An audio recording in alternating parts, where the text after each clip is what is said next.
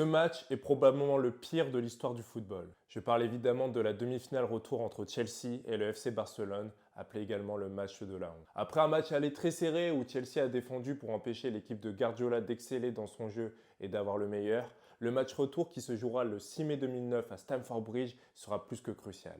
Alors que les Blues marquent dès la 9e minute d'une superbe reprise de demi-volée, le FC Barcelone va commettre tout au long du match un certain nombre de fautes, des mains dans la surface de réparation et d'autres faits de jeu importants. Des faits de jeu qui ne seront presque jamais sanctionnés par l'arbitre Timo Vrebo.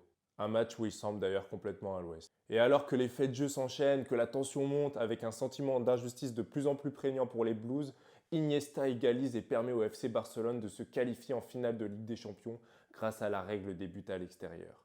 Le match se termine avec un goût amer pour les joueurs de Chelsea, notamment Didier Drogba, on s'en rappelle, qui parlera du match de la honte. Cette même saison, le FC Barcelone remportera la Ligue des Champions, une première pour un certain Pep Guardiola dont on parlera dans une prochaine vidéo. Donc si tu ne veux rien rater, pense à t'abonner.